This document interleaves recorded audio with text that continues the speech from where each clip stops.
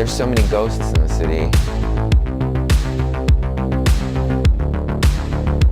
AIDS was so present, and to realize that so many men were gone, there was so much sadness in our community.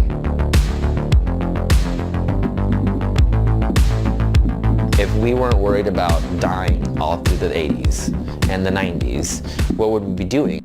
That's where fathers came from. I want those men that survived to take a look at the project and see all the love that went into it.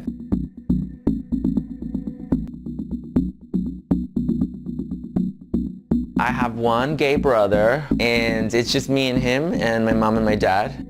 My mom and my dad left their family in Ascension when we were really young, and we all moved to Phoenix, Arizona. My dad was a day laborer, my mom was a babysitter and would clean houses. And one of my earliest memories is my dad coming home and weeping because he had been picked up as a day laborer for 2 nights in a row and they didn't pay him. And it was one of my first memories of understanding that we weren't treated fairly in Arizona, being undocumented for so long.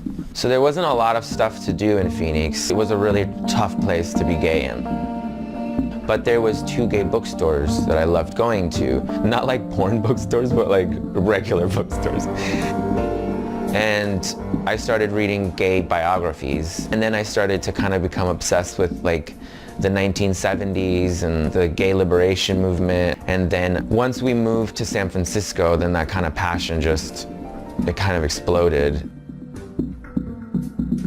We moved to the Mission. You know, there were so many brown people here. We would come home sometimes from these like nights out with all of these drag queens and all these people, and we just were like, I can't believe we get to live this life here. Because we knew how much, we knew how much sacrifices our families had made to come all the way here, so me and my brother were gonna enjoy the shit out of it and work really hard. And that's where all the film stuff happened. We would throw these parties and I would make these films and getting our friends to be in them. My mom was always so worried about our safety. So when they would come here, they would see how happy we were, and she came to my first drag show. You know, like, she brought me jewelry from my first drag show. So it was trying to figure out a way to kind of honor the past. I started taking men that had affected me, and I aged them.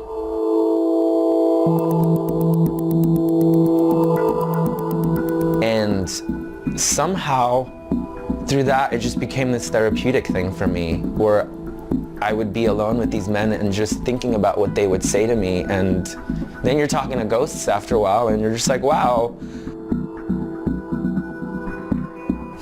It's an immeasurable loss, but also seeing what all these men made prompted me to just explore it like head on and see like, okay, well, they're not here, but maybe you could put yourself in their shoes for a little bit and just imagine what the world would look like for you.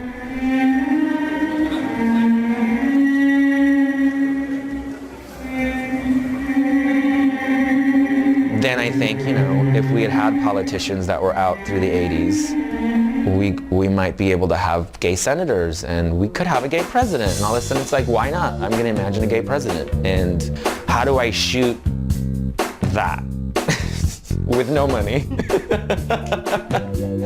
So then the idea became, let me shoot real life moments of queer utopia and then integrate those. Well, it looks like San Francisco in Pride, and it looks like Provincetown in the summer, and it looks like Fire Island.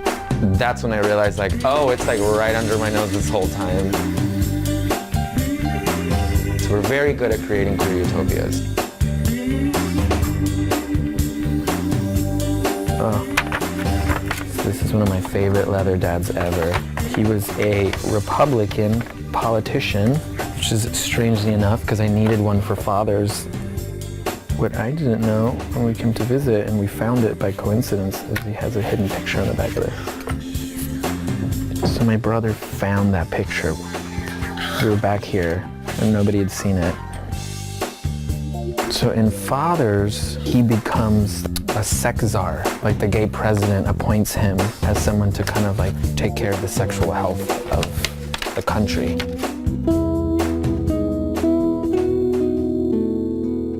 at the end of the film, I'll have, this was filmed here, this was filmed here, this was filmed here. Like, this is all real stuff. These aren't actors, these are people.